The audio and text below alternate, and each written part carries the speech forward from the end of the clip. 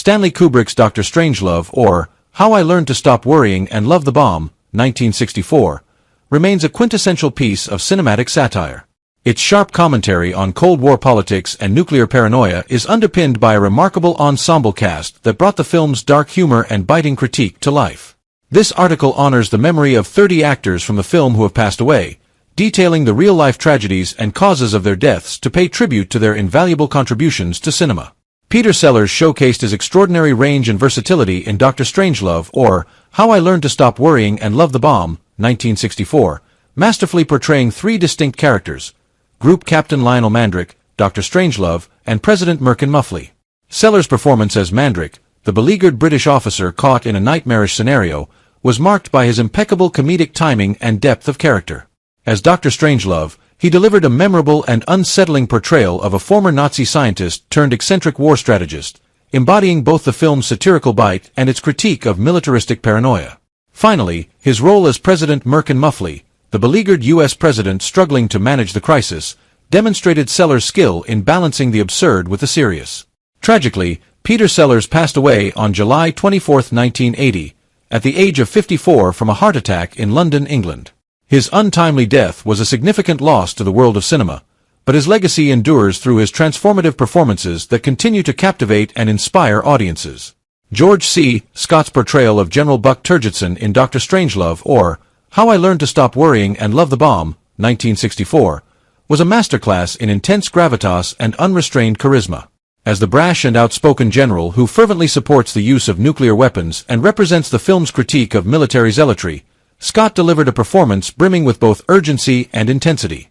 His ability to convey both the absurdity and menace of his character added a crucial dimension to the film's satirical examination of Cold War politics and military doctrine. Tragically, George C. Scott passed away on September 22, 1999, at the age of 71 due to a ruptured abdominal aortic aneurysm in Los Angeles, California.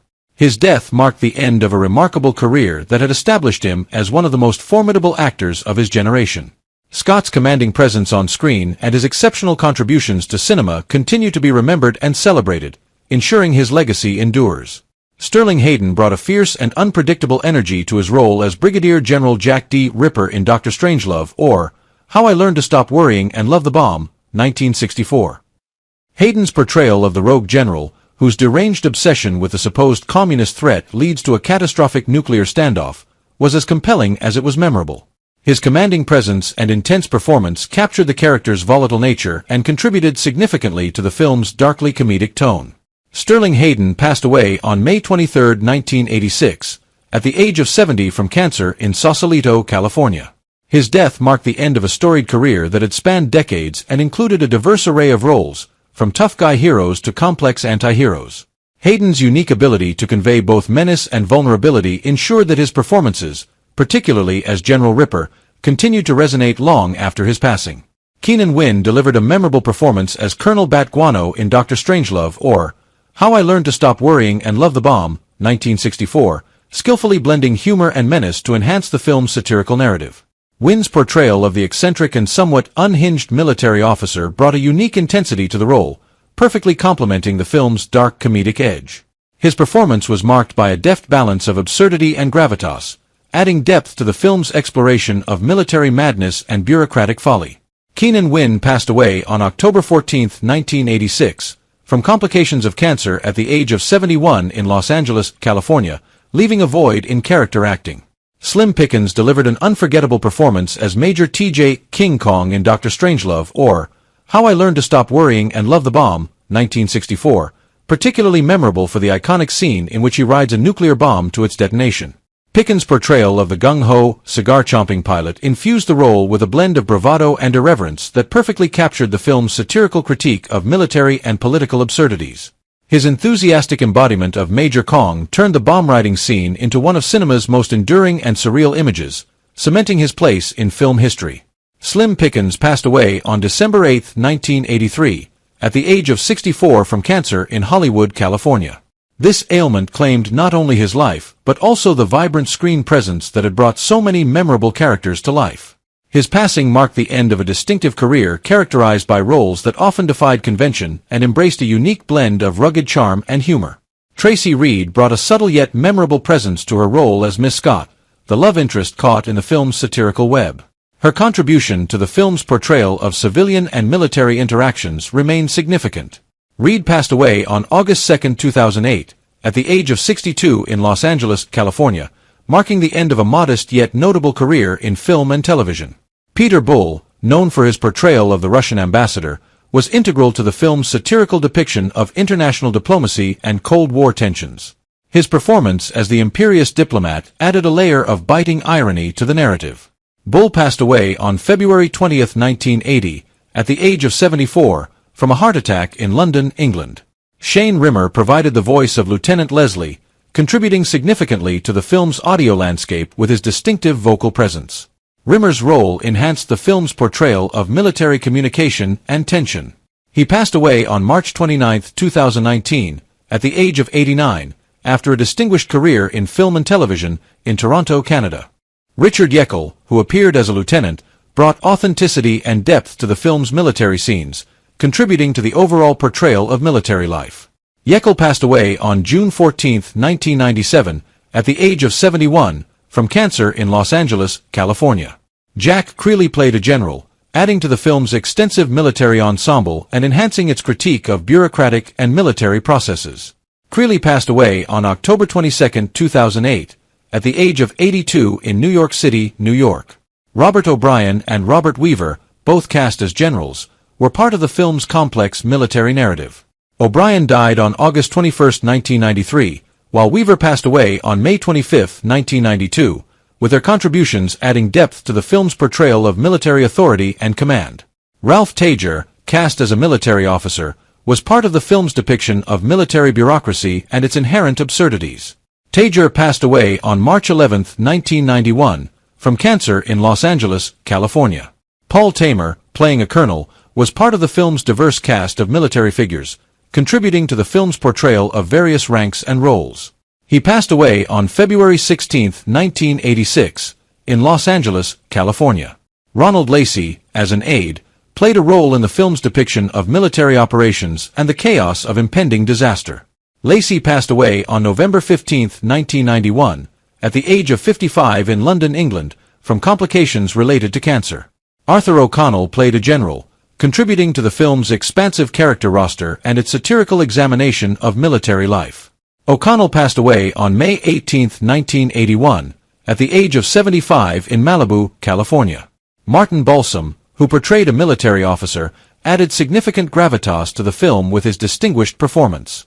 Balsam passed away on February 13, 1996, at the age of 76 in Rome, Italy. Edward Binns, another general, contributed to the film's detailed portrayal of military life and command structures. Binns died on December 9, 1990, at the age of 72 in New York City, New York. Norman Bird, appearing as a military officer, was part of the film's ensemble that depicted various aspects of military operations. Bird passed away on October 5, 1995, in Los Angeles, California. John LeMessurier, who played a major, was part of the film's extensive cast, adding to its portrayal of military and political figures. He died on November 15, 1983, at the age of 73 in London, England. Jeremy Kemp, cast as a military officer, was part of the film's varied ensemble that highlighted different aspects of military hierarchy and dysfunction. He passed away on November 24, 2015, at the age of 82 in Sussex, England. Gordon McClendon, appearing as a major, was part of the film's rich military tapestry, contributing to its satirical examination of military protocols. McClendon passed away on August 14, 1986, at the age of 56 in Dallas, Texas.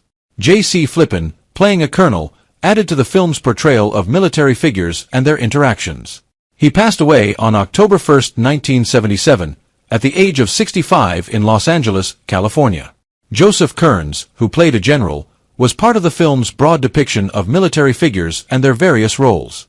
He passed away on February 17, 1962, at the age of 55 in Los Angeles, California.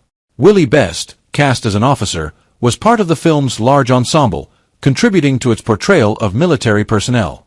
He died on February 27, 1962, at the age of 58 in Los Angeles, California. Leonard Fry, who appeared as a military officer, was part of the film's ensemble that portrayed military life and its absurdities. Fry passed away on August 24, 1988, at the age of 49 in New York City, New York. Andrew McLaglen, who portrayed a colonel, was part of the film's diverse cast, contributing to its wide-ranging depiction of military figures.